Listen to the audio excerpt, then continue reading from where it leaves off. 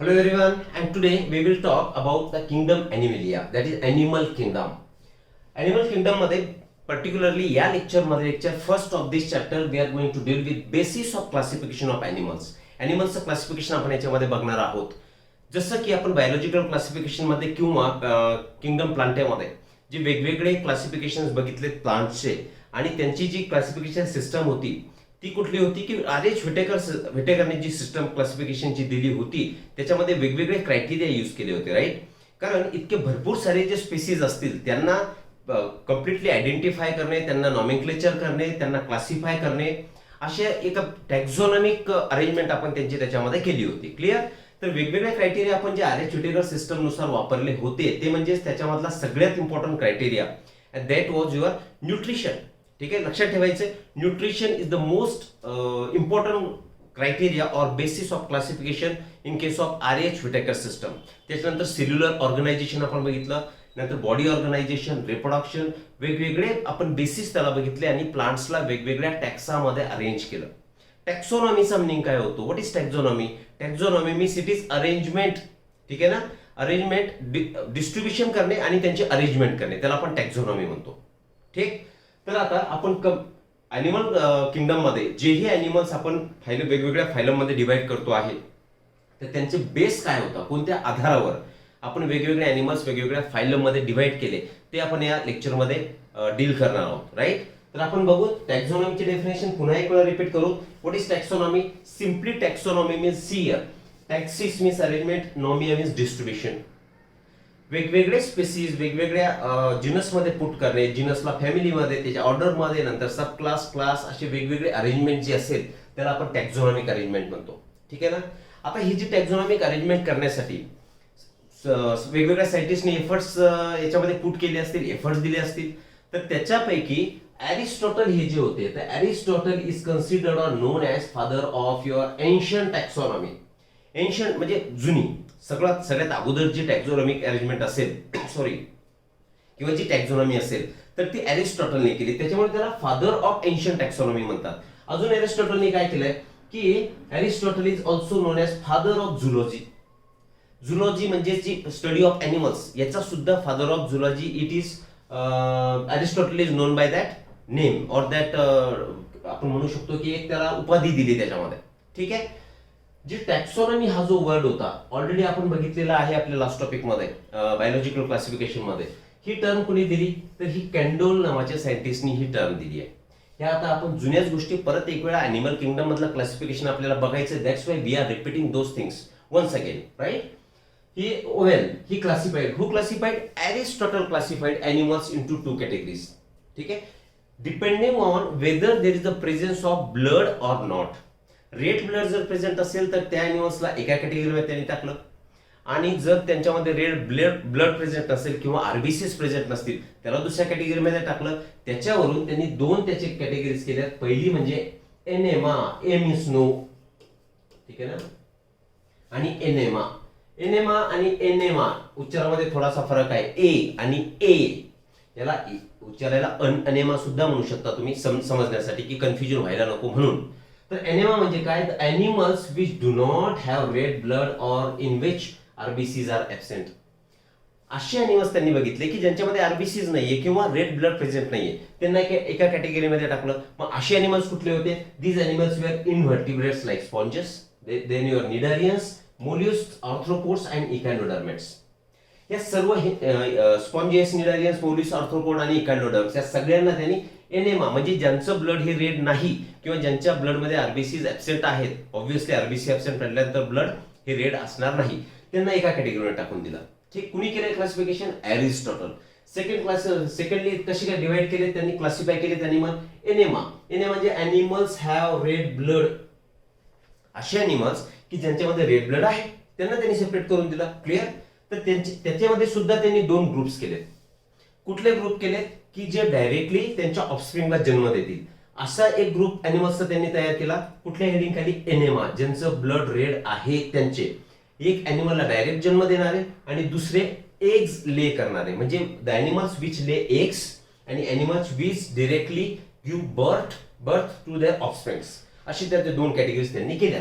तर त्याला म्हणतो आपण विव्हिपेरस एनिमल्स. विव्हिपेरस म्हणजे giving birth to their animal offsprings, gives birth to offsprings. ठीक आहे, जे त्यांच्या बाळांना जन्म देतात, डायरेक्टली जन्म देतात, त्यांना काय म्हणायचं तुम्ही? Viviparous animals. विव्हिपेरा एनिमलच्या अंडर. ठीक. दुसरा ovipara, which lay eggs. Which lay eggs, जे अंडी देतात त्यांना त्यांनी ओव्हिपेरस या कॅटेगरीमध्ये टाकलंय. आणि त्याचे एक्झाम्पल्स काय होते? Pisces, अँफिबियन्स, Aves and reptiles. Reptile for example wall lizard घ्या. वॉल लिझार्ड म्हणजे आपल्या घरामध्ये फिरणारी काय असतं तुमची ही पाल. तर पाल सुद्धा तिचे अंडे देते. एव्स म्हणजे पक्षी. येस. नंतर अँफिबियन्स, फ्रॉग. पायसेस म्हणजे हे फिशेस वगैरे जे असतील ते या कॅटेगरीमध्ये येतात. हे सर्व अंडी देणारे आहेत, डायरेक्टली त्यांच्या ऑफस्प्रिंगला ते जन्म देत नाहीत, त्यांना ओव्हिपेरस एनिमल त्यांनी म्हटलं. Clear this classification? पुन्हा एकदा ब्रीफ करू. अरिस्टॉटलने क्लासिफाय केलेत एनिमल. बेसिस काय वापरलाय? Presence or absence of blood. Presence or absence of red blood. ठीक आहे ना. मग रेड ब्लड ज्यांच्यामध्ये आहे त्यांना त्यांनी म्हटलं एनेमा, आणि ज्यांच्यामध्ये रेड ब्लड किंवा आरबीसी ऍबसेंट आहेत त्याला नाव दिलं त्यांनी एनेमा. ठीक. तर असे अॅनिमल्सचे जे एक्झाम्पल होते ते एक्झाम्पल कुठले? Sponges, cnidarians, then your mollusc, arthropod and echinoderms. आणि यांना दोन एनेमाला ज्यांचं रेड ब्लड आहे त्यांना दोन कॅटेगरीमध्ये डिवाइड केलं. विव्हिपेरस म्हणजे डायरेक्टली जन्म देणारे. एक्झाम्पल्स कोणते? Mammals, right. Then oviparous, pisces, amphibians, reptiles आणि aves. Sorry. So this is about the Aristotle's classification. Clear आहे? आता पुढे जाऊ आपण. आता या चॅप्टर मध्ये आपण कुठले कुठले फायलम स्टडी करणार आहोत, की हे जे 10-11 फायलम्स असतील ते त्यांचे नाव काय? तर very first is your protozoa. Actually NCERT मध्ये प्रोटोझोआचा उल्लेख नाही, परंतु आपण इथे एक त्यांच्या फायलम त्यांचा एक सेपरेटली आहे त्याच्यामुळे इथे मेन्शन केलंय. त्याच्यामध्ये प्रोटोझोन्स असतील. देन पोरिफेरस म्हणजे कोण? त्याच्यामध्ये स्पॉन्जेस, ल्युकोसोलेनिया, सायकॉन, स्पॉन्जिया. ठीक आहे ना. किंवा तुमचं युस्पॉन्जिया. हे वेगवेगळे स्पॉन्जेस या पोरिफेरा कॅटेगरीमध्ये आपण डील करणार आहोत. Next is your coelenterata. Next phylum कुठला आहे? सिलेंटरेटा. त्यालाच तुम्ही निडारिया सुद्धा म्हणता. आता ते निडारियन का म्हणतो किंवा सिलेंटरेट त्यांना का म्हणतो, इंडिव्हिज्युअल कॅटेगरी जेव्हा आपण डिस्कस करू त्यावेळी आपण त्याला बघणार आहोतच. क्लिअर? त्याचे एक्झाम्पल्स काय? Hydra, jellyfish. ठीक आहे. लोअर स्टँडर्ड्स मध्ये you must have studied all this phylums, though you must have studied in brief, right. Ctenophores. Next phylum is ctenophora. It is a minor phylum. सगळ्यात छोटा phylum हा असेल. याच्यामध्ये कोण येणार? Pleurobrachia and ctenoplana. हे examples या तुमच्या टिनोफोरामध्ये येतील. नंतरचा फायलम असेल तुमचा प्लॅटहेल्मिंथिस. प्लॅटहेल्मिंथिस म्हणजे फ्लॅट वर्म्स, उदाहरण त्याचं टेपवर्म. ठीक. नंतर निमेटहेल्मिंथिस, त्याचंच दुसरं नाव ॲस्केल्मेंथिस, आणि त्यांनाच तुम्ही राऊंड वर्म सुद्धा म्हणतात because there body shape is round. Clear? आणि त्यांच्यामध्ये एक्झाम्पल आहे ॲस्केरिस लुम्ब्रिकॉइडस. ठीक आहे ना. त्याच्यानंतरचा फायलम कुठला आहे? ॲनेलिडा. हा आपण स्टडी करणार. ॲनेलिड्स मध्ये अर्थवर्म, लीच म्हणजे जळू. ठीक आहे. Next phylum is arthropod. Arthro means भरपूर, 2 पेक्षा जास्त, 4 पेक्षा जास्त ज्यांना लेग्स असतील असे अॅनिमल्स ऑर्थ्रोपोडा या फायलम मध्ये तुम्हाला सापडतील. एक्झाम्पल काय? Insects, scorpion, flies. भरपूर सारे एक्झाम्पल्स आहेत. King crab, right. नंतर नेक्स्ट फायलम तुमचा कुठला आहे? मोल्युस्का. मोल्युस्कामध्ये त्याचे एक्झाम्पल स्नेल, पिला, ऑक्टोपस. हे सुद्धा आपण डिटेलमध्ये बघू. इकायनोडर्मेटा म्हणजे ज्यांची स्पायनी स्किन असेल, जे काटेरी स्किन असेल ते म्हणजे तुमचे इकायनोडर्मॅट्स, राईट. आणि त्याच्या एक्झाम्पल आपण वेगवेगळे एक्झाम्पल बघू. त्याच्यापैकी एक एक्झाम्पल म्हणजे तुमचा starfish. Clear? Hemichordata. Hemichordata it is a link between chordates and non chordates. Clear? त्याच्यामध्ये एक्झाम्पल बघा बेलॅनोग्लॉसस, सॅक्कोग्लॉसस. हे एक्झाम्पल आपल्याला पुढे बघायचे. आणि last phylum is your Chordata which having notochord in their vertebral column, right? Fishes, snakes, birds, monkeys, etc. These are the examples of your chordates. आता हा sequence तुम्हाला एक लक्षात असणं गरजेचं आहे. वाय? कारण आपण वेगवेगळे बेसिस जे वापरणार, जसं की बॉडी प्लॅन कसा आहे किंवा त्याची सिमेट्री, राईट. हे जसं जसं डेव्हलपमेंट त्या एनिमल्स मध्ये होणार तशी तशी यांची अरेंजमेंट केलेली आहे, म्हणजे तुम्हाला लक्षात ठेवायला सोपं होईल. हा सिक्वेन्स तुम्ही जर सरळ सरळ या सिक्वेन्सनी जर लक्षात ठेवण्याचा ट्राय केला तर भरपूर सारे बेसिस तुमचे त्याचे एक्झाम्पल्स तुम्ही लक्षात ठेवू शकाल. क्लिअर? चला आता 1 by 1 आपण बेसिस ऑफ क्लासिफिकेशन बघू. त्याच्यापैकी very first basis is your level of body organisation. Body organisation हे कसं आहे, that is the first criteria. आता याच्यामध्ये काय, काही मध्ये प्रोटोप्लाझ्मिक लेवल असेल, म्हणजेच फक्त प्रोटोप्लाझम त्यांच्या बॉडीमध्ये प्रेझेंट असणार. प्रोटोप्लाझम त्याला सायटोप्लाझम सुद्धा म्हणू शकता. आणि हे सगळे युनिसेल्युलर ऑर्गॅनिझम्स येतील. क्लिअर. प्रोटोप्लाझ्मिक लेवल कोण दाखवणार, युनिसेल्युलर ऑर्गॅनिझम्स. आणि नॉर्मली सॉरी, हे जे युनिसेल्युलर ऑर्गॅनिझम्स असतात तर ते कोणते आहेत, तुमचे प्रोटोझोअन्स. आता यांच्यामध्ये जो प्रोटोप्लाझम प्रेझेंट असेल तो सगळे बायोलॉजिकल ऍक्टिव्हिटी त्या अॅनिमलच्या कंप्लीट करणार, पूर्ण करणार. Clear this. तर असे जे बॉडी ऑर्गनायझेशन असेल त्याला म्हणू आपण protoplasmic level of body organisation. Example लक्षात ठेवायचं आहे, protozoa. Example is protozoa. Clear. Second is cellular level. Meaning काय होतोय, काय बघतोय आपण हे, की काही ऑर्गॅनिझम्स कसे असतील, फक्त सेल पासूनच त्यांची बॉडी तयार झालेली असेल. कारण नॉर्मली इकडे बघा, सेल्स एकत्र येऊन त्यांच्यापासून, सिमिलर सेल्स एकत्र येऊन त्यांच्यापासून काय तयार होणार, टिश्यूज तयार होतील. सिमिलर टिश्यूज एकत्र येऊन त्यांच्यापासून तयार होणार ऑर्गन. आणि ऑर्गन हे रिलेटेड ऑर्गन एकत्र येऊन त्यांच्यापासून काय तयार होईल, ऑर्गन सिस्टम. आणि ultimately organ system is a part of your body. आणि त्यांच्यापासून बॉडी तयार होणार. म्हणजेच हा मिनिंग झाला, काही ऑर्गॅनिझम असे असतील की त्यांच्यामध्ये फक्त सेल्स प्रेझेंट आहेत. ठीक आहे. मग त्यांचं ऑर्गनायझेशन कसं झालं, सेल्युलर ऑर्गनायझेशन. काही ऑर्गॅनिझम्स मध्ये सेल्स एकत्र येतील, ठीक, आणि त्यांचे फक्त टिश्यूज बॉडीमध्ये प्रेझेंट असतील, ऑर्गन त्यांच्या बॉडीमध्ये प्रेझेंट असणार नाही. मग असे जे ऑर्गॅनिझम्स असतील, लाईक तुमचे टिनोफोरा किंवा सिलेंट्रेटा, तर त्यांच्यामध्ये ऑर्गनायझेशन कुठलं असणार, की टिश्यू लेवल बॉडी ऑर्गनायझेशन. मग काहींमध्ये ऑर्गन प्रेझेंट असतील, लाईक प्लेटाहेल्मिंथिस, मग ते organ system level body organisation झालंय. काहींमध्ये ऑर्गन सिस्टम्स तयार होतील, ठीक, आणि ऑब्व्हियसली त्याच्यापासून त्यांची बॉडी तयार होणार. मग आपण याचं एक्झाम्पल बघितलं प्रोटोझोआ. आपण नेक्स्ट एक्झाम्पल बघूया, सेल्युलर लेवल. तर ऑल स्पॉन्जेस म्हणजे पोरीफेरन्स शो दिस पॅटर्न. कुठला पॅटर्न, तुमचा cellular level of body organisation. म्हणजेच याचं एक्झाम्पल इन शॉर्ट काय, पोरीफेरा. कारण पोरीफेराचे जे मेंबर्स असतात ते मेंबर्स म्हणजे तुमचे स्पॉन्जेस. क्लिअर दिस. पुढे टिश्यू लेवल, ज्यांची बॉडी टिश्यूनी बनलेली आहे परंतु त्यांच्यामध्ये ऑर्गन्स आर ऍब्सेंट, ऑर्गन तयार झालेले नाही. मग टिश्यू लेवल बॉडी ऑर्गनायझेशन कोणत्या एनिमल्स मध्ये तुम्हाला कोणत्या फायलम मध्ये सापडणार, तर you will find it in cnidaria, that is coelenterata and ctenophora. ठीक आहे.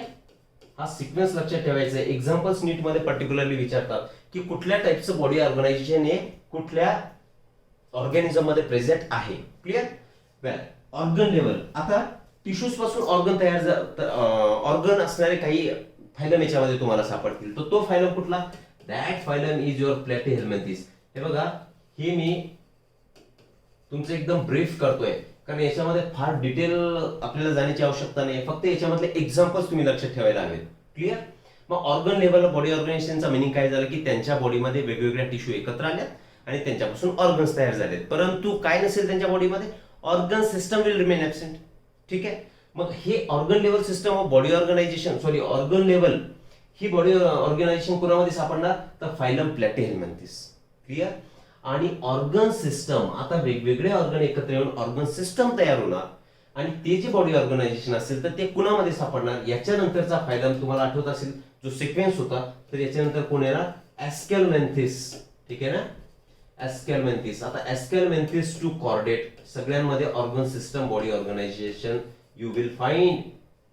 समजतंय.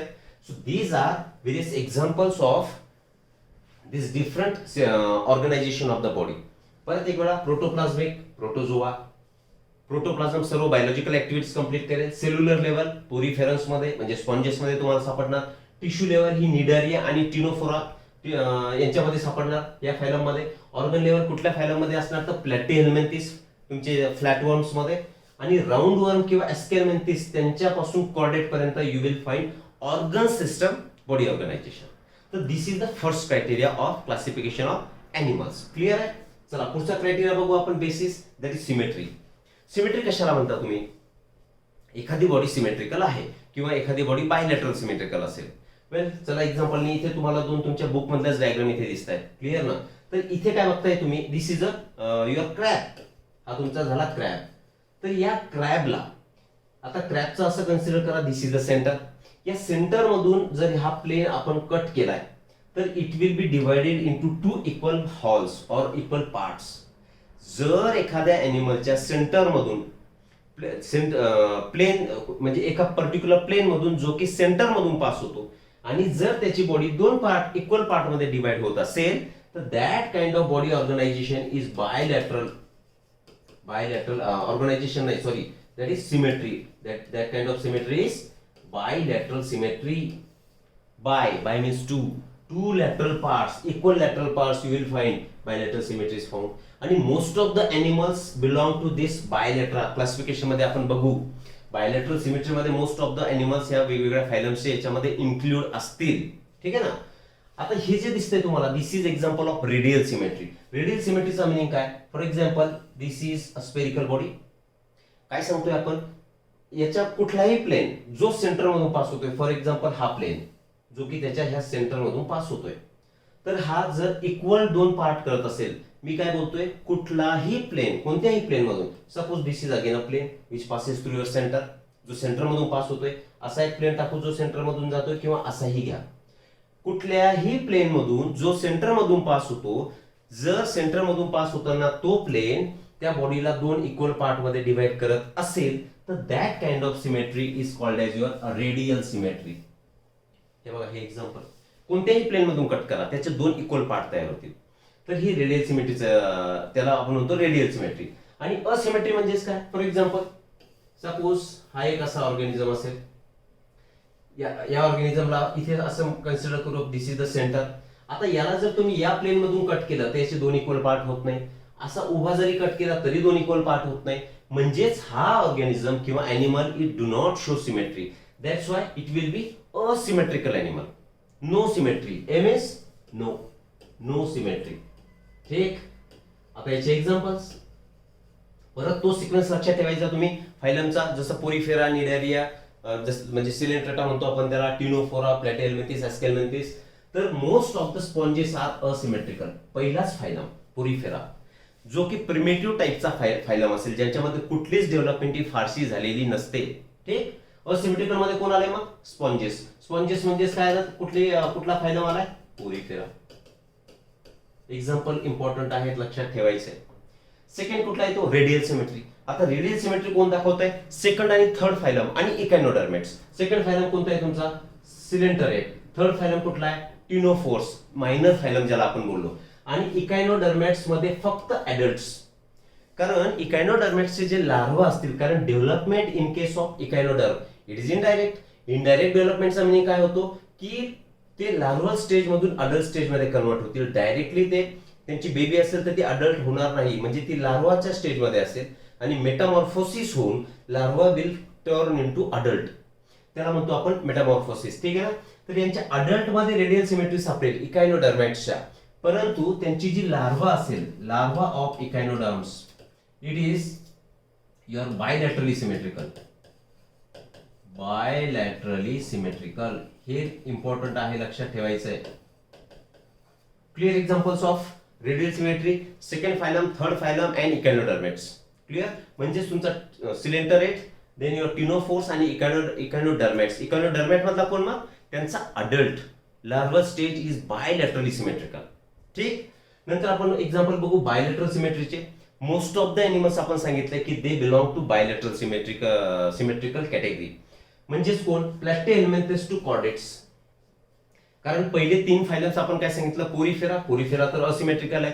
सेकंड टिनोफोरा म्हणतोय, निडारिया अँड टिनोफोरा अँड इकॅनोडर्मेटा, हे तीन रेडियल सिमेट्री मध्ये येतील. इकॅनोडर्मेटाचा फक्त अडल्ट येईल आणि प्लॅटिहेल्मिंथिस टू कॉर्डेट इन्क्लुडिंग इकॅनोडर्मेटची लार्वा, हे सगळे तुमचे बायलॅटरल सिमेट्री मध्ये येतील. क्लिअर दिस.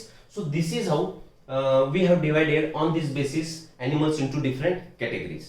ठीक आहे. नेक्स्ट क्रायटेरिया बघू. पहिला बघितलं आपण बॉडी ऑर्गनायझेशन कसं आहे त्यांचं, cellular, tissue level, organ system. ठीक. सेकंड क्रायटेरिया बघितला सिमेट्री, त्याच्यामध्ये असिमेट्रिकल, बायलॅटरली सिमेट्रिकल आणि रेडियल सिमेट्रिकल अँड त्यांचे एक्झाम्पल्स. वेल, चला पुढे जाऊ. Next criteria is germinal layers. Germinal layers आपण शिकलेलो आहेत. ह्युमन रिप्रोडक्शन आपण बघितलं. ठीक आहे. तर ह्युमन रिप्रोडक्शन मध्ये आपण सांगितलं जेव्हा झायगोट तयार झाला, suppose this is zygote. Zygote नंतरची स्टेज कुठली होती? कारण झायगोट हा आता डिव्हिजन शो करतो. याच्यानंतर मोरुलाची स्टेज आली.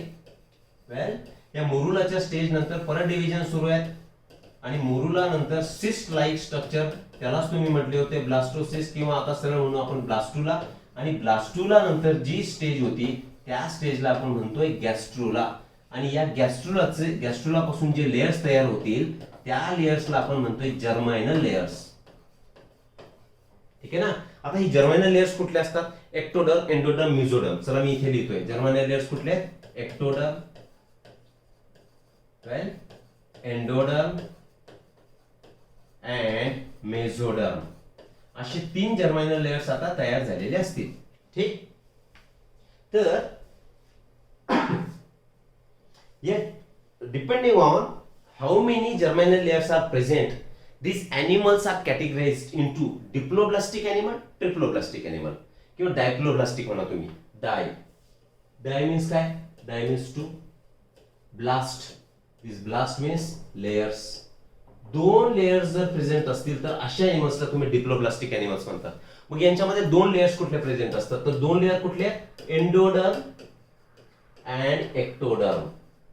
एंडोडर्म अँड एक्टोडर्म हे जर 2 लेयर प्रेझेंट असतील आणि त्यांच्यामध्ये एक इंटरव्हेनिंग स्ट्रक्चर प्रेझेंट असेल आणि दॅट इंटरव्हेनिंग स्ट्रक्चर म्हणजे मिसोग्लिया. सी हियर, इथे तुम्हाला मिसोग्लिया दिसेल. हा आतला लेयर कुठला झालाय? This layer is your endoderm, this is endoderm and outermost layer this one, this layer is your ectoderm. ठीक आहे ना. म्हणजे इथपासून इथपर्यंत हा एक्टोडर्म आणि आतमधला हा तुमचा एंडोडर्म. हे 2च लेयर जर प्रेझेंट असतील अशा अॅनिमलला आपण काय म्हणतो? Diploblastic animal. आणि ऍडिशनल इन्फॉर्मेशन आपण काय सांगितली की ज्यांच्यामध्ये मिसोग्लिया हे इंटरव्हेनिंग स्ट्रक्चर प्रेझेंट असेल. मिसोग्लियाला सिम्पली तुम्ही म्हणा, ही जे पिंक कलर किंवा रेड कलर मध्ये तुम्हाला दिसतंय तर हे स्ट्रक्चर सॉलिड स्ट्रक्चर म्हणू आपण. हा मिझोडर्म नाही, म्हणजे ज्यांच्यामध्ये मिझोडर्म इज ऍब्सेंट. क्लिअर. मग फक्त एंडोडर्म आणि एक्टोडर्म हे 2च लेयर प्रेझेंट आहेत आणि मध्ये सॉलिड स्ट्रक्चर प्रेझेंट असेल. मिझोडर्म रिमेन ऍब्सेंट. इन्स्टेड ऑफ मिझोडर्म आता आपण त्याला बोललो मिसोग्लिया. मग असं जे ऑर्गनायझेशन असेल त्याला म्हणणार तुम्ही डिप्लोब्लास्टिक अरेंजमेंट. अशा अरेंजमेंटला काय म्हणणार? Diploblastic arrangement. एक्झाम्पल्स काय झाले या डिप्लोब्लास्टिकचे? Coelenterates and ctenophores. See your second and third phylum. Yes, second and third phylum belongs to this diploblastic category. म्हणजे 2 जर्म लेयर त्यांच्यामध्ये प्रेझेंट आहेत. Clear this? वेल, आणि सेंटरला जो तुम्हाला दिसतोय, चला पुढे डिस्कस करण्यापेक्षा आपण इथे डिस्कस करू. तर हे सेंटरला याही ठिकाणी दिसतंय आणि याही ठिकाणी तुम्हाला दिसतंय. तर हे दोन्ही सेंटरला पार्ट असणारे म्हणजेच कुठला पार्ट म्हणणार तुम्ही त्याला? प्रिमिटिव्ह गट. प्रिमिटिव्ह गटचा मिनिंग काय? ज्याच्यापासून तुमचा एलिमेंटरी कॅनल तयार होणार, म्हणजे डायजेस्टिव्ह ट्रॅक्ट तयार होणार. ठीक आहे. तर याच्यामध्ये कन्फ्युज व्हायचं नाही, कारण जेव्हा आपण सिलोम बघणार तर सिलोमला आपण कॅव्हिटी म्हणतो, तुम्हाला माहिती आहे. तर कॅव्हिटी तुम्ही याला समजून बसाल. तर ही कॅव्हिटी नाही, दिस इज आर्केंटेरॉन, म्हणजेच त्याचे प्रिमिटिव्ह गट. आर्केंटेरॉनचं दुसरं नाव काय? प्रिमिटिव्ह गट, ज्याच्यापासून फ्युचरमध्ये एलिमेंटरी कॅनल किंवा digestive tract will be formed. Clear this? Well, triploblastic. Try means 3, blast means layer. असे अॅनिमल्स की ज्यांच्यामध्ये ऑल थ्री कुठले? एक्टोडर्म, मेसोडर्म, एंडोडर्म हे 3ही जर लेयर त्यांच्यामध्ये प्रेझेंट असतील तर अशा अॅनिमल्सला तुम्ही म्हणणार triploblastic animals. See examples, platyhelminthes to chordates. फक्त पहिले 2 फायलम, तो प्रिमिटिव्ह फायलम तो सोडूनच द्या, पोरीफेरा. त्याच्यामध्ये सेल्युलर ऑर्गनायझेशन आहे, त्याच्यामुळे हे ट्रिप्लोब्लास्टिकचा संबंध येत नाही. मग डिप्लोब्लास्टिक मध्ये सेकंड आणि थर्ड फायलम आपण बोललो. ठीक आहे ना. सेकंड आणि थर्ड. त्याच्यानंतरचे सर्व म्हणजेच कोण? प्लॅटिहेल्मिंथेस टू कॉर्डेट. हे सगळे कसे असणार? ट्रिप्लोब्लास्टिक असणार. म्हणजे लक्षात ठेवायला तुम्हाला सोपं होईल. वेल, इथे बघू शकता तुम्ही ऑल 3 लेयर्स. हा जो तुम्हाला आतमधला दिसतोय दिस युअर एंडोडर्म, त्याच्यावरती रेड कलर मध्ये दिसतोय दिस इज मिझोडर्म, आणि जो ब्लू कलर मध्ये दिसतोय दिस इज एक्टोडर्म. म्हणजे all 3 germinal layers endoderm, mesoderm, ectoderms are present. आणि अशी जर अरेंजमेंट असेल तर त्याला म्हणायचं ट्रिप्लोब्लास्टिक अरेंजमेंट. कुणामध्ये सापडतीये? परत कुणामध्ये? प्लॅटिहेल्मिंथेस टू कॉर्डेट्स. राइट. चलो आगे चलते हैं. Next criteria use body coelom और बॉडी कॅव्हिटी. बॉडी कॅव्हिटीला आपण सिलोम म्हणतो. आता हा सिलोम किंवा बॉडी कॅव्हिटी कुठे प्रेझेंट असते? ठीक आहे ना. फॉर एक्झाम्पल, ही तुमची बॉडी समजून घ्यायचंय. ही तुमची बॉडी असेल आणि बॉडीमध्ये हे काय तुमचं एलिमेंटरी कॅनल समजा, गट समजा. तर ही याला तुम्ही म्हणणार बॉडी वॉल. ही झाली बॉडीची वॉल आणि हे झालं तुमचं गट. ठीक आहे, गट म्हणजेच काय, एलिमेंटरी कॅनल सिम्पली. यांच्यामध्ये जे तुम्हाला ही स्पेस दिसते, दिस स्पेस, दिस वन, ही इकडे स्पेस दिसते, तर या स्पेसला तुम्ही काय म्हणणार, बॉडी कॅव्हिटी. बॉडी कॅव्हिटी और simply it is termed as coelom. कळते सर्वांना बॉडी कॅव्हिटी किंवा सिलोम कशाला म्हणतो, तर it is the empty space. आता हा एम्प्टी स्पेस कशामध्ये प्रेझेंट आहे, गट आणि बॉडी वॉल यांच्यामध्ये प्रेझेंट आहे. हा कशासाठी असतो, याच्यामध्ये वेगवेगळे ऑर्गन्स पडलेले असतील, जसे की आपला लिव्हर असेल, लंग्स सोडून द्या, सपोज वरती येते, लिव्हर असेल, स्प्लीन असेल, ठीक आहे, पॅन्क्रियाज असतील, all these are present in coelom, that is body cavity. तर सिलोम आपण त्याला म्हणतो. काही अॅनिमल्स कसे असतील की ज्यांच्यामध्ये हा सिलोम ऍब्सेंट असेल, त्याला आपण म्हणणार acoelomates, acoelomates. A means no, no coelom is present, right. आता ह्या 3 डायग्राम्स इथे तुम्हाला दिसतात बघा, यांना तुम्ही म्हणणार एसिलोमेट्स. याला म्हणू आपण एसिलोमेट, म्हणजे there is a no coelom present. हे इथे लिहिलंय आपण, these are pseudocoelomates and these are coelomates. असं जर स्ट्रक्चर प्रेझेंट असेल तर सिलोम म्हणायचे. इकडे तुम्ही म्हणणार याला सुडोसिलोम, आणि ज्या ठिकाणी सिलोम दिसत नाही त्यांना म्हणणार तुम्ही एसिलोमेट. आता परत एक मुद्दा येतो, लास्ट स्लाइड मध्ये आपण बघितलंय, हे जे सेंटरचं जे स्ट्रक्चर तुम्हाला दिसतंय सेंट्रल, ते याला तुम्ही काय म्हणणार, आर्क एंटेरॉन, प्रिमिटिव्ह गट. याला सिलोम म्हणणार का, कारण तुम्ही कन्फ्युज होऊ शकाल की इथे कॅव्हिटी दिसते, मग आपण याला सिलोम म्हणू शकतो. No, that is not a structure of coelom, that is your primitive gut. Coelom exactly म्हणजेच काय की जो मिझोडर्मलनी लाइनिंग झालेला असतो, मिझोडर्मनी लाईन झालेली cavity, that is called as coelom. ते आपण बघू. सी हियर, आता इथे तर तुम्हाला कुठेच दिसत नाही, हा एंडोडर्म दिसतोय, ठीक, हा मिझोडर्म आणि हा एक्टोडर्म, आणि आतमध्ये प्रिमिटिव्ह गट. कुठे कॅव्हिटी दिसते का याच्यामध्ये, there is a absence of cavity, म्हणून त्याला अशी अरेंजमेंट असेल तर त्याला तुम्ही म्हणणार असिलोम. ठीक.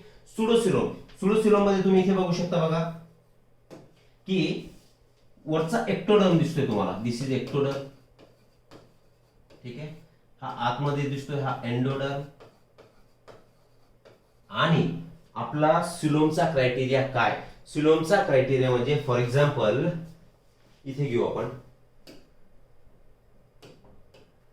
सपोज कुठे घेऊ, मी इथे घेतोय, हे काढलंय मी तुमचा एंडोडर्म. याच्यावरती दुसरा लेयर घेऊ आपण, हा काढलाय आता ectoderm, this is your ectoderm. ठीक आहे, लक्षात घ्या सिलोम आपण कशाला म्हणतोय, this is ectoderm and this one is your endoderm. आता सिलोम कसा तयार होणार, क्रायटेरिया काय, सिलोम मध्ये बघा तुम्ही, इथे दिसेल तुम्हाला, where is it is here.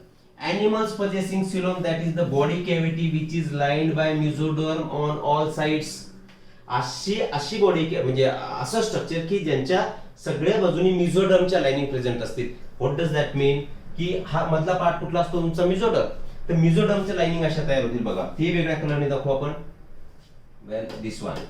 तर मिझोडर्म इथे असा प्रेझेंट असणार, यांनी आउटर साइडला सुद्धा लाईन केलं आणि ह्या इनर साइडला सुद्धा यांनी अशी लाइनिंग्स तयार केल्या. याच्या मधली जी स्पेस तुम्हाला दिसते, दिस वन, त्याला तुम्ही सिलोम म्हणणार.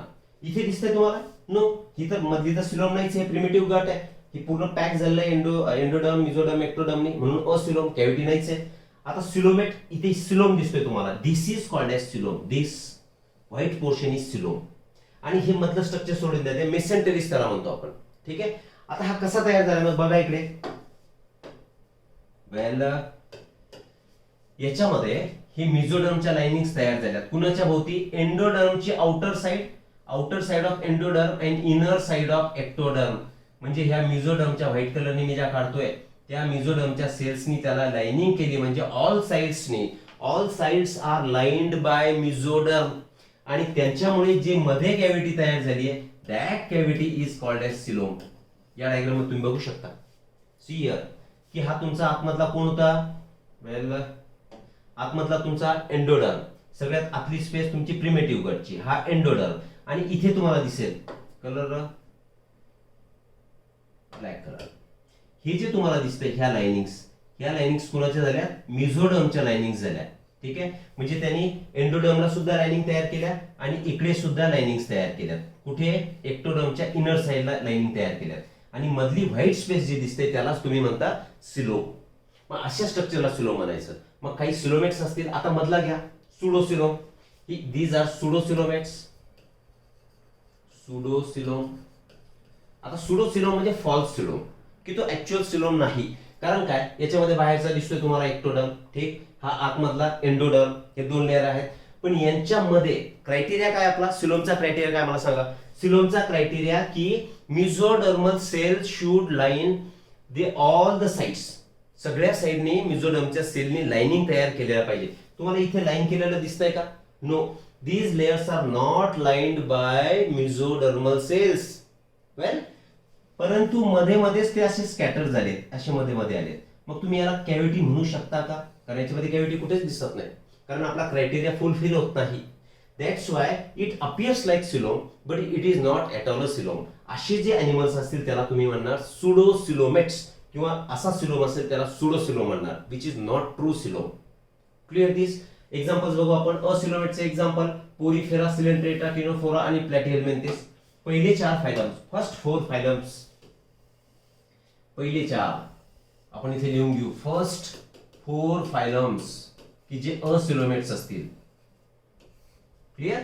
कुठले कुठले? मग porifera, coelenterata, then your ctenophora and your platyhelminthes. Clear? Pseudocoelomate याच्यामध्ये एकच येणार आणि that is your aschelminthes. Aschelminthes किंवा त्यालाच दुसरं नाव काय? निमेटहेल्मेंथिस. निमेटहेल्मेंथिस एकच नाव झालं. क्लिअर आहे? म्हणजे असिलोमेट मध्ये पहिले 4, 5वा कशामध्ये येतोय? सुडोसिलोमेट मध्ये येतोय. आणि 5व्या नंतर जितकेही असतील समोर कॉर्डेट्स पर्यंत ऑल आर सिलोमेट्स. म्हणजे त्याचे एक्झाम्पल्स म्हणू आपण. ॲनेलिड्स from ॲनेलिड्स Annelida to chordata, all are silomates. Chordata. कळाले तुम्हाला? सिलोम कशाला म्हणतो आपण, सुडोसिलोमेट कशाला म्हणतो आणि असिलोमेट कशाला म्हणतोय. ऑलराइट, चलो आगे चलते हैं. फिर next criteria for of classification. Well, आता सिलोम तर बघितला आपण. हा जो सिलोम असणार तर 2 टाइपचे सिलोम असतील. मी इथे लिहितोय सिलोम. एक तर सिझोसिलोम, सिझोसिलोम आणि ड्यूटेरोसिलोम. ठीक आहे? Enterocoelom, I mean, sorry, not deutero, enterocoelom. असे 2 सिलोम्स चे ह्या सिलोमचे टाइप असणार. आता हे टाइप कशावरून केले? These types are depending on the embryonic development. See here, on the basis of embryonic development, siloms are of 2 types. त्याच्यामधला एक टाइप सिझोसिल आणि सेकंड टाइप इज एंटरोसिल. मग ज्या एनिमल्स मध्ये सिझोसिल असेल त्याला सिझोसिलोमिक एनिमल्स म्हणा, आणि ज्यांच्यामध्ये एंटरोसिलोम असेल त्यांना एंटरोसिलोमिक एनिमल्स म्हणा. हे तयार कसे झालेत? तर these are formed by splitting of mesoderm. Splitting of mesoderm. मेसोडर्मच्या स्प्लिटिंगने जे तयार होतात किंवा during embryonic development. Mesoderm during embryonic development असे जे सिलोम्स असतील त्याला तुम्ही काय म्हणणार? सिझोसिलोम्स. क्लिअर? आणि एंटरोसिलोम कशाने तयार झाले? By fusion of gut pouches. These are formed by fusion of gut alimentary canal, gut pouches. Embryonic डेव्हलपमेंटच्या वेळी जर गटचे पाउचेस फ्यूज झाले, एकमेकांमध्ये मिक्स झाले, तर त्याच्यापासून जो सिलोम तयार होईल तो म्हणणार तुम्ही एंटरोसिलोम. आता सिझोसिलोम मध्ये कोण येते बघा? AAM, त्याला शॉर्ट फॉर्म करू शकतो आपण, Annelida, Arthropoda and Mollusca. These 3 phylum belong to सिझोसिलोमेट्स. Clear आहे? सिलोम आहे त्यांच्यामध्ये, पण कसा आहे की जो मेसोडर्मच्या स्प्लिटिंगने तयार झाला किंवा ड्युरिंग एम्ब्रॉयनिक डेव्हलपमेंट, म्हणून त्याला म्हटलं आपण सिझोसिल. आणि त्याचे एक्झाम्पल Annelid, Arthropoda आणि Mollusca. दुसरा एंटरोसिलोम. एंटरोसिलोम हा कुणामध्ये present? Echinodermate, hemichordate and chordate. या 3 फायलम मध्ये जो सिलोम तयार झालेला असेल that will be formed by fusion of gut pouches. Here fusion of gut pouches during embryonic stage, त्याला म्हटले तुम्ही enterocoelomates. Clear this? These are the 2 types of your silom. आता हे जरी तुमच्या एनसीईआरटी मध्ये नसेल तरी सुद्धा एक इन्फॉर्मेशन म्हणून तुम्ही याला लक्षात ठेवायला हवं. क्लियर? चलो आगे चलते फिर. Next criteria is your body plan. Body plan मध्ये cell aggregate body plan, blind side body plan and tube within tube body plan. Cell aggregate for example अशी एक बॉडी प्रेझेंट असेल, पोरीफेराचीच बॉडी घेऊ आपण. हे पोरीफेरा म्हणजे याला म्हणू आपण स्पॉन्ज. तर या स्पॉन्जच्या बॉडीमध्ये फक्त तुम्हाला काय दिसतील? सेल्स दिसतील. And there will be division of labour. या सेल्सचं काम वाटून दिलं जाईल. जेव्हा पोरीफेरा आपण बघू तेव्हा इन डिटेल हे स्ट्रक्चर आपण बघणार. मग अशी बॉडी जी फक्त सेल्सच्या ॲग्रिगेशनने तयार झाली, सेल्स एकत्र येऊन त्यांचा गठ्ठा तयार झालाय आणि त्याच्यापासून बॉडी तयार झाली, तर असा जर बॉडी प्लॅन असेल तर त्याला म्हणणार तुम्ही सेल ॲग्रिगेट बॉडी प्लान. ठीक. Next is your blind sac body plan. Blind सॅकचा मिनिंग काय होतो? की अशा एनिमल्स असतील की ज्यांच्यामध्ये एलिमेंटरी कॅनल ही इनकम्प्लीट असेल. डायजेस्टिव्ह ट्रॅक्ट फॉर एक्झाम्पल काय? ही अशी मी एक डायजेस्टिव्ह ट्रॅक्ट काढतोय. ठीक. ओ वेल, ही डायजेस्टिव्ह ट्रॅक्ट काढली. लिहू आपण इथे डायजेस्टिव्ह ट्रॅक्ट. काय दिसतंय तुम्हाला डायजेस्टिव्ह ट्रॅक्ट मध्ये? या डायजेस्टिव्ह ट्रॅक्ट मध्ये तुम्हाला फक्त single opening is there. Single opening and that single opening acts as both mouth and anus and mouth. Meaning काय झाला की अशा एनिमल्स असतील की ज्यांच्यामध्ये डायजेस्टिव्ह ट्रॅक ही इनकम्प्लीट असणार. मिनिंग त्याचा मिनिंग काय होतोय? इनकम्प्लीट असणार म्हणजे फॉर एक्झाम्पल आपली ह्युमन बॉडी घ्या. ह्युमन बॉडीमध्ये mouth is opening of your alimentary canal and anus is another opening. आपण फूड हे माउथने घेतो आणि डिफिकेशन किंवा egestion of waste material takes place with the help of anus. मग तो कुठला प्लॅन झाला आपला? Tube within tube body plan झाला. परंतु काही एनिमल असतील ज्यांच्यामध्ये फक्त एलिमेंटरी कॅनल किंवा डायजेस्टिव्ह ट्रॅकला एकच ओपनिंग असणार आणि तेच ओपनिंग दोन्ही गोष्टीसाठी वापरले जाणार, ॲज अ माउथ आणि ॲज अ एनस. असा जर बॉडी प्लॅन जर असेल तर त्याला आपण म्हणणार blind sac type of body plan. See here, animals in which digestive system is incomplete. Okay? It has only single opening to the outside of the body that serves as both mouth and anus. Mouth आणि anus म्हणून एकच opening काम करते. तर तेच झाले तुमचे blind. कुणामध्ये सापडतायत? सिलेंटरेट to प्लॅटिहेल्मिंथिस. पोरीफेरनचा विषय संपला वरतीच. पोरीफेरन्स मध्ये cell aggregate type of body plan is there. त्याच्यानंतर कुठला येतोय? सिलेंट्रेटा. आणि सिलेंट्रेटा नंतर तुमचा टिनोफोरा आणि त्याच्यानंतर प्लेटिहेल्मिंथिस. म्हणजे सिलेंटरेटा, टिनोफोरा आणि प्लेटिहेल्मिंथिस. तर हे जे तीन फायलम असतील त्यांच्यामध्ये कुठला बॉडी प्लॅन असतात? Blind sac type body plan. पुन्हा एक वेळा ब्लाइंड सॅकचा अर्थ होतो की त्यांच्या एलिमेंटरी कॅनलला single opening is there and it act as both mouth as well as anus. ठीक. आता third is your tube within tube body plan. Tube within tube का म्हणतो आपण? सपोज हा एक ऑर्गॅनिझम असेल, असा हा ऑर्गॅनिझम, आणि या ऑर्गॅनिझम मध्ये elementary canal itself is a tube. बरोबर की नाही? ट्यूब ऑफ व्हेरिंग डायमीटर, त्यालाच आपण एलिमेंटरी कॅनल म्हणतो. इथपासून माउथ पासून स्टार्ट झाली आहे, मग डायमीटर कमी अधिक, मग इथे तुमचा इसोफेगस स्टमकची डायमीटर वाढली, पण ट्यूब एकच झाली. स्मॉल इंटेस्टाइनची डायमीटर कमी, लार्ज इंटेस्टाइनची परत मोठी, and that tube ends into एनस. मग असं समजू आपण की यांच्यामध्ये ही एलिमेंटरी कॅनल प्रेझेंट असेल. ठीक आहे. दिस इज युअर एलिमेंटरी कॅनल. तर हा एलिमेंटरी कॅनलला दोन ओपनिंग दिसतात. दिस इज एनस अँड दिस इज माउथ. ठीक. समजून घेण्यासाठी म्हणून मी अशी डायग्राम काढली. हा माउथ वरती असणार ऑब्व्हियसली. ठीक आहे ना? मग ही एलिमेंटरी कॅनल किंवा डायजेस्टिव्ह ट्रॅक्ट ही सुद्धा एक ट्यूब आहे आणि आपली बॉडी सुद्धा त्याच्यामध्ये सिलोम प्रेझेंट असतो, म्हणून त्यालाही आपण ट्यूब म्हणू शकतो. म्हणून असा जो बॉडी प्लॅन प्रेझेंट असेल की ज्या प्लॅन मध्ये एनस आणि माउथ हे दोन सेपरेट ओपनिंग्स प्रेझेंट असतील, तर त्याला म्हणणार आपण tube within tube body plan. ठीक. एक्झाम्पल्स काय? Nemathelminthes to chordata. इथपर्यंत संपलाय. पहिला फायलम हा होता. सेकंड, थर्ड, फोर्थ यांच्यामध्ये ब्लाइंड सॅक, आणि फिफ्थ पासून म्हणजे निमेटहेल्मिंथिस. निमेटहेल्मिंथिसचं पुन्हा एक वेळा नाव काय? Aschelminthes to chordates. यांच्यामध्ये tube within tube type of body plan will be found. परत एक वेळा ब्रीफ करू. सेल ॲग्रिगेट प्लॅन फक्त सेल्स प्रेझेंट असतील. ठीक. Blind sac body type of plan म्हणजेच काय? ज्यांच्यामध्ये एलिमेंटरी कॅनलला सिंगल ओपनिंग असेल ते माउथ आणि एनएस म्हणून काम करेल. एक्झाम्पल्स त्याचे सिलेंड्रेट टू प्लॅटिहेल्मिंथिस, राईट. आणि ट्यूब विदिन ट्यूब म्हणजेच काय, एस्केल्मेंथिस पासून कॉर्डेट पर्यंत, म्हणजे ज्यांच्यामध्ये एलिमेंटरी कॅनलला माउथ आणि एनस हे दोन सेपरेट ओपनिंग प्रेझेंट असतात. क्लियर. चलो आगे चलो. फिर sixth basis of classification is segmentation. सेगमेंटेशनलाच तुम्ही मेटामेरिझम म्हणू शकता. ठीक आहे. Segmentation is also termed as metamerism. इथे लिहू आपण मेटामेरिझम. आता मेटामियर्स किंवा सेगमेंट्स म्हणजे काय.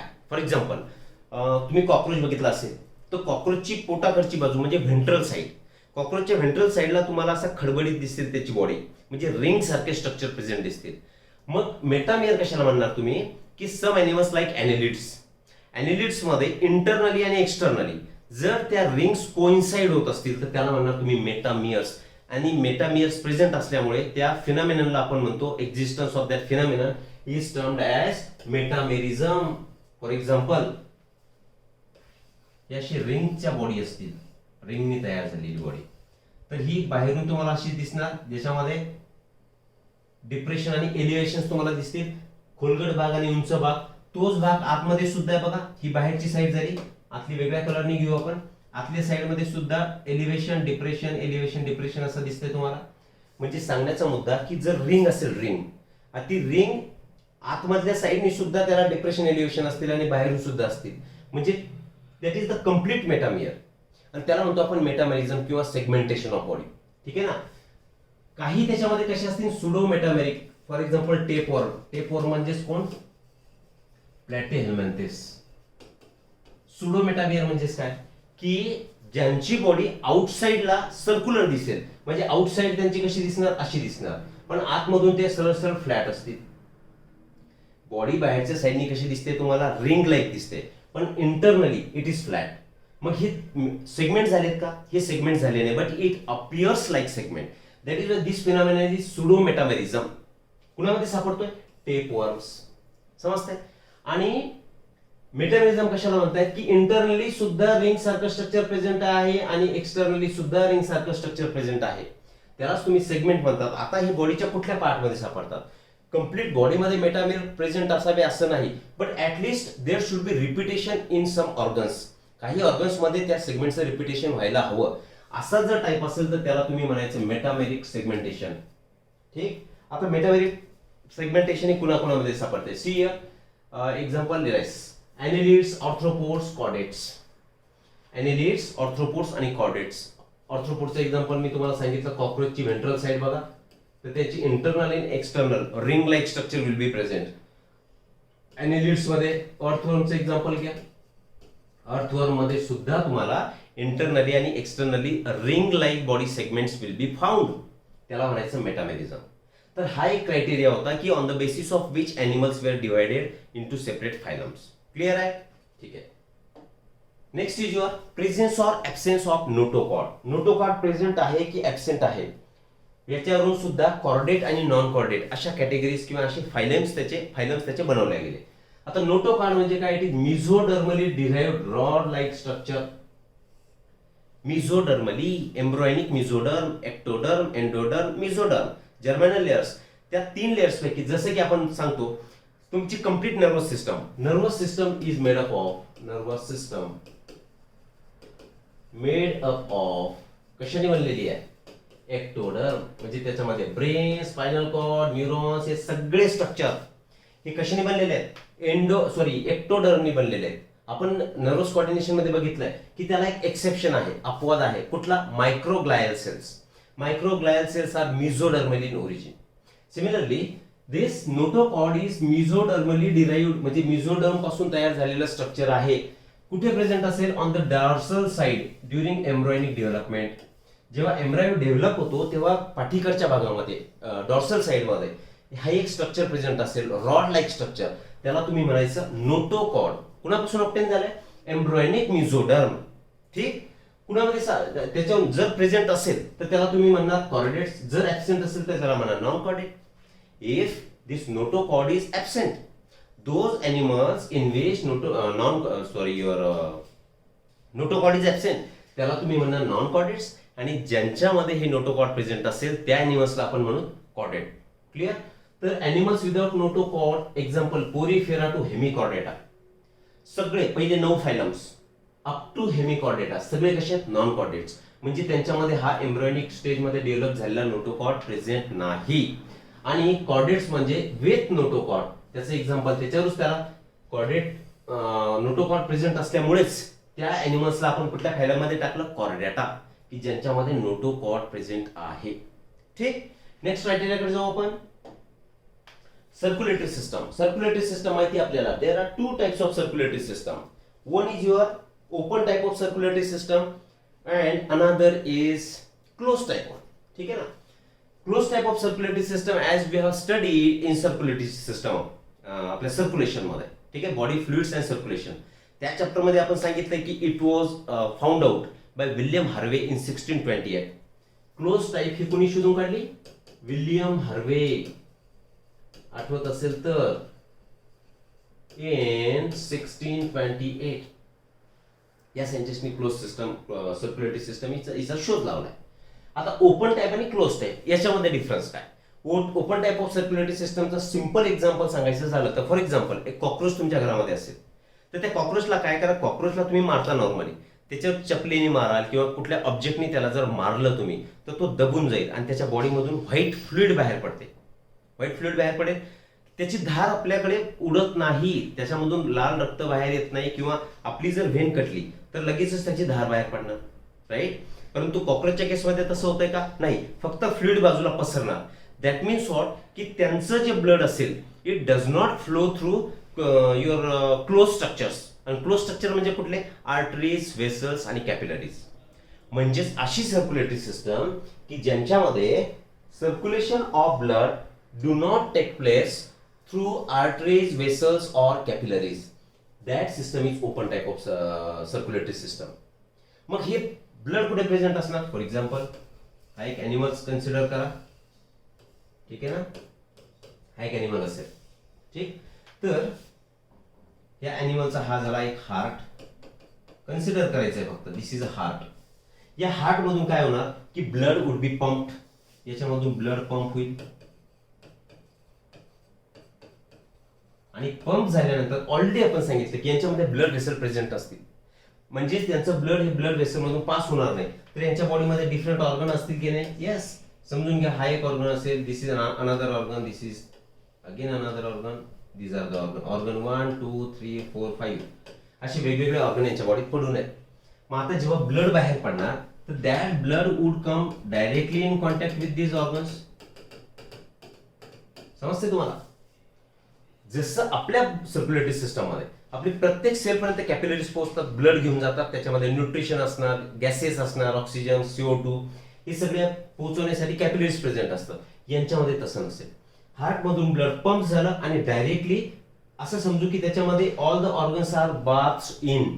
बाथ इन म्हणजेच काय की ते जसे त्यांच्यामध्ये डुंबून गेलेत, ठीक आहे ना, त्याच्यामध्ये डुबून जातील. म्हणजे एक्सचेंज जो व्हायचा तो डायरेक्ट त्यांच्या ऑर्गन आणि ब्लड यांच्यामध्ये डायरेक्ट न्यूट्रिएंटचा किंवा तुमच्या गॅसेसचा एक्सचेंज होणार. म्हणजेच इन शॉर्ट सांगण्याचा मुद्दा हा की असे ॲनिमल्स ज्यांच्यामध्ये ब्लड व्हेसल्स मधून ब्लड फ्लो करत नाही त्यांना ती सर्क्युलेटरी सिस्टम म्हणजे open type of circulatory system and that is found in your arthropods, mollusks, echinodermates, hemichordates and some lower chordate like tunicates. यांच्यामध्ये हे काय सापडणार? Open type of circulatory system सापडणार. हे ट्युनिकेट म्हणजे थोडक्यात आपण पुढे गेल्यानंतर शिकू युरोकॉर्डेटा. युरोकॉर्डेट्स म्हणजे ट्युनिकेट्स. ठीक आहे ना. कुणामध्ये? एक्झाम्पल परत एक वेळा, arthropods, मोल्युस्क, इकॅनोडर, hemichordate and lower chordate. हा कॉर्डेट आहे युरोकॉर्डेटा. म्हणजेच त्याचं एक्झाम्पल काय? लाईक ट्युनिकेट. ट्युनिकेट म्हणजे युरोकॉर्डेट असं समजून घ्या. या सगळ्या फायलम मध्ये तुम्हाला open type of circulatory system सापडणार. हे वरचे फायलम सोडले तर बाकी सगळ्यांमध्ये तुम्हाला close type of circulatory system सापडेल. म्हणजे याचा काहीतरी शॉर्ट फॉर्म तुम्ही बनवायला पाहिजे. ठीक आहे ना. काय करू शकतो आपण याचा शॉर्ट फॉर्म? हिम ट्युनिकेट. वेल असं करू शकता. H for hemichordata, A for arthropoda, E for echinodermata, M for mollusca आणि ट्युनिकेट तर ट्युनिकेटा. हिम ट्युनिकेट असं तुम्ही त्याला काय म्हणू आपण न्यूमोनिक तयार करा आणि ते त्यांच्यामध्ये कुठले सर्क्युलेटरी सिस्टम सापडेल तुम्हाला? Open type of circulatory system सापडेल. आणि हे सोडून बाकी सगळ्यांमध्ये you will find close type of circulatory system in which there will be flow of your blood through arteries, veins and blood capillaries, veins आणि arteries यांच्यामधून ब्लड फ्लो करणार. ती झाली तुमची close type of circulatory system. कुणामध्ये? Annelids, cephalopod, mollusc आणि vertebrates. आता हे सिफॅलोपोड, नॉन सिफॅलोपोड हे मोल्युस्कचे टाइप झालेत. म्हणजेच काय?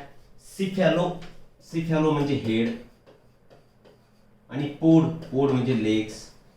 याचं एक्झाम्पल जर घ्यायचं झालं तर फॉर एक्झाम्पल तुमचा मोल्युस्क मध्ये काही स्टारफिश नाही, तुमचा ऑक्टोपस.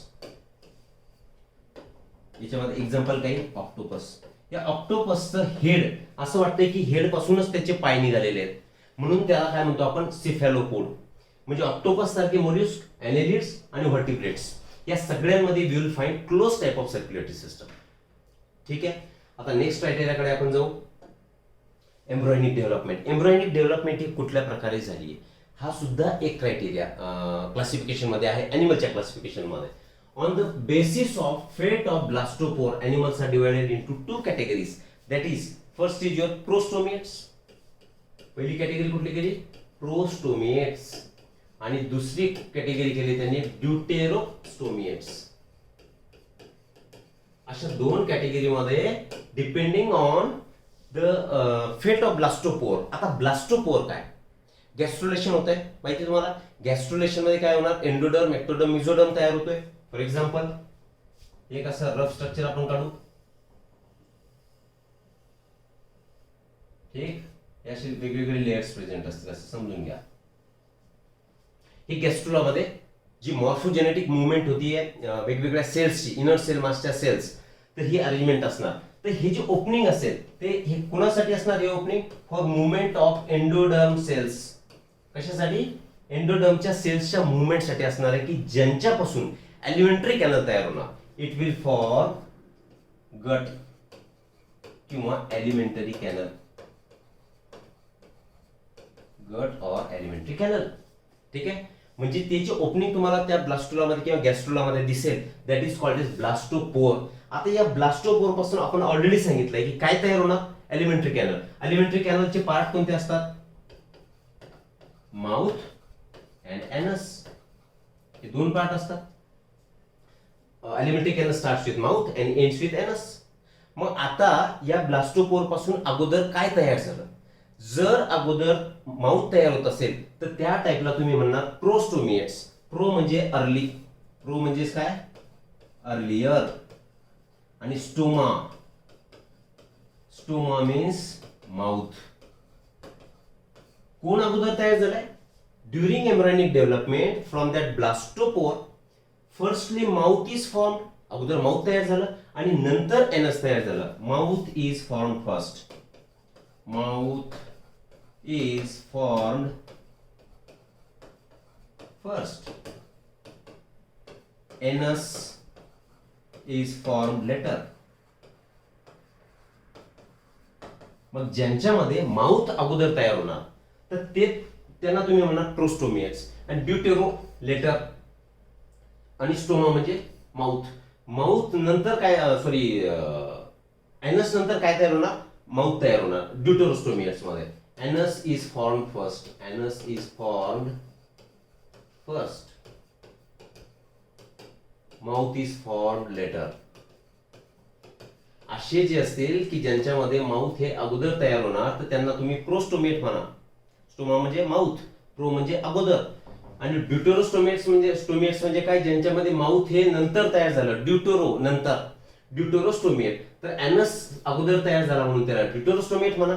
आणि माउथ अगोदर तयार झालाय म्हणून त्याला प्रोस्टोमिएट म्हणा. कशावरून आपण केलंय? एम्ब्रायोनिक डेव्हलपमेंटच्या वेळी जो ब्लास्टोपोर असेल तर त्याच्यापासून कुठलं स्ट्रक्चर तयार होतं? जर माउथ तयार होत असेल तर दॅट इज प्रोस्टोमिएट. आणि ड्यूटेरोस्टोमिएट म्हणजे माउथ हे नंतर तयार होणार, एनस अगोदर तयार होणार. क्लिअर? आता याचे एक्झाम्पल बघा प्रोस्टोमिएटचे. प्लेटिहेल्मिंथेस टू मोलस्का. प्लेटिहेल्मिंथेस, एस्केल्मिंथेस, ॲनेलिड्स अँड मोलस्का हे सगळे कशामध्ये येतील? प्रोस्टोमिएट्स मध्ये येतील. ॲनेलिड्स काय म्हटलो मी, ऑर्थ्रोपोड्स, एस्केलमेंथिस, हे सगळे तुम्हाला कशामध्ये सापडतील? प्रोस्टोमिएट्स, म्हणजे ज्यांच्यामध्ये माउथ हे अगोदर तयार होणार. आणि ड्यूटेरोस्टोमिएट याच्यामध्ये इकायनोडर्म्स, हेमिकॉर्डेट्स अँड कॉर्डेट्स. इकायनोडर्म, हेमिकॉर्डेट आणि कॉर्डेट मध्ये अगोदर हे एनस तयार होणार आणि नंतर माउथ तयार होणार. तर हे झाले on the basis of embryonic development, the fate of how, what is the fate of your blastopore. We have categorized the animals in two types, prostomiates and deuterostomiates. So this is how these are different criteria or basis for classifying different animals to put them into different phylum. ठीक आहे? Okay. आता आपण बघू animal classification हे कसं करतो आपण.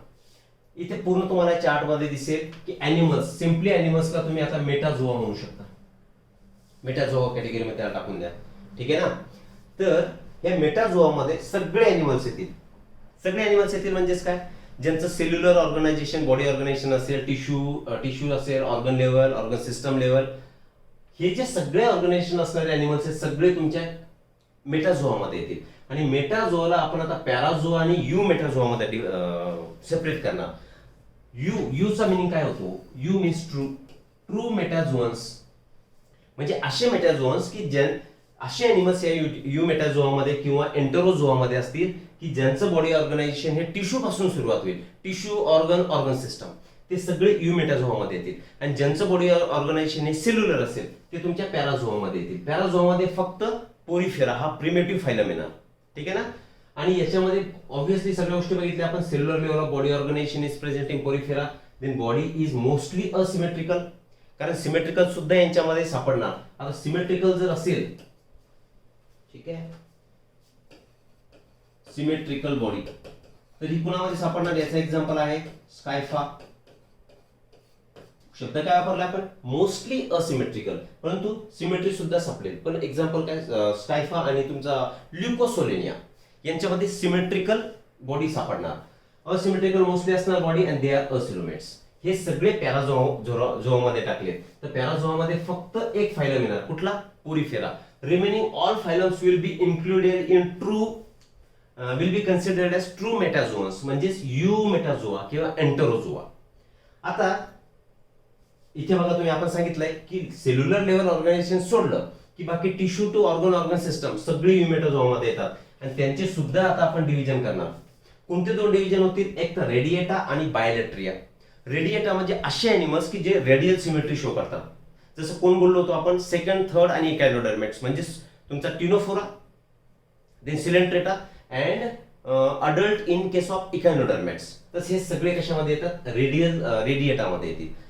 Already आपण मेन्शन केलं होतं की most of the animals belong to bilateria, कारण हे दोन फायलम जर सोडले तर बाकी सगळ्या फायलम मध्ये बायलॅटरल सिमेट्री तुम्हाला सापडणार. ठीक आहे ना. मग या रेडिएटामध्ये आपण यांची कॅरेक्टरिस्टिक काय असणार आहे ॲनिमल्सचे? त्यांची सिमेट्री डिप्लोब्लास्टिक ऑर्गनायझेशन त्याच्यामध्ये असेल, टिश्यू लेवल ऑर्गनायझेशन ते शो करतील आणि त्यांच्यामध्ये सिलोम ॲब्सेंट असेल. आणि सिलोम ॲब्सेंट असतील म्हणजे त्याचे एक्झाम्पल झाले तुमचे टिनोफोरा आणि सिलेंटरेटा. ठीक आहे. म्हणजे रेडिएटामध्ये आपण सांगितलं हे दोन येतात आणि त्यांचं ऑर्गनायझेशन असं असेल, डिप्लोब्लास्टिक, टिश्यू लेवल, असिलोमेट्स. क्लिअर. नंतर ही जी डिव्हिजन होती तुमची युमेटाझोआ जो होतो तो हा सेकंड कुठल्या डिव्हिजन मध्ये आपण क्लासिफाय केलाय? तर बायलॅट्रिया. बायलॅट्रियामध्ये सगळे कसे सापडणार तुम्हाला? ट्रिप्लोप्लास्टिक. त्यांची ऑर्गन किंवा organ system level of body organisation असेल. ठीक आहे. एकतर त्यांची ब्लास्टिक कशी असणार? म्हणजे तीन जर्मानल लेअर्स प्रेझेंट असतील, ऑर्गन्स प्रेझेंट असतील किंवा ऑर्गन सिस्टम लेवल प्रेझेंट असेल. आणि depending on the coelom, presence or absence of coelom, त्यांना परत तीन कॅटेगरीमध्ये डिवाइड करणार आपण. तर असिलोमेटा, सुडोसिलोमेटा, सिलोमेटा, हे सगळं आपण डिटेल बघितलंय. एसिलोमेटा म्हणजे त्यांच्यामध्ये सिलोम प्रेझेंट नाही. What is the example? Platyhelminthes we have seen. ठीक आहे ना. सुडोसिलोमेटामध्ये एकच एक्झाम्पल येणार, नेमॅटहेल्मिंथिस. असिलोमेटामध्ये एकच एक्झाम्पल, प्लॅटीहेल्मिंथिस. सुडोसिलोमेटामध्ये सुद्धा एकच एक्झाम्पल, दॅट इज नेमॅटहेल्मिंथिस. आणि नो डाऊट इकडे सुद्धा हे असिलोम मध्ये येतील. कोण? तुमचे पॅराझोअन्स म्हणजे पोरिफेरन्स. वेल, आता सिलोमेटामध्ये कोण कोण येणार? आपण सांगितलं दोन टाईपचे सिलोम्स होते, एक तर सिझोसिल आणि दुसरा एंटरोसिल. मग सिझोसिल म्हणजे कशाला बोललो आपण? की जे एम्ब्रॉयनिक मेसोडर्मची स्प्लिटिंग ब्रेकडाऊन होऊन तयार झाले ते सिझोसिलोमेट्स. तर सिझोसिलोमेट्सचे एक्झाम्पल तुमचे ॲनिलिडा, मोलुस्का आणि ऑर्थ्रोपोडा. आणि एंटरोसेल कशाला म्हटले तुम्ही, की ज्यांच्यामध्ये एम्ब्रॉयनिक डेव्हलपमेंटच्या वेळी जर गट पाउचेस त्यांचं फ्युजन होत असेल आणि सिलोम तयार होत असेल त्याला म्हटलं आपण एंटरोसील. त्याचे एक्झाम्पल्स येतील इकायनोडर्मेट, हेमिकॉर्डेटा आणि Chordata. This is how animals are classified in different phylums and this is the classification we have shown on the board, right? आता आपण इथपर्यंत थांबूयात आणि नेक्स्ट लेक्चर मध्ये आपण पुरी फेरापासून सुरुवात करू आणि एका लेक्चर मध्ये किमान 3-4 असे आपण फायलम कव्हर करू. ठीक, आता मी थांबतोय. Thank you very much.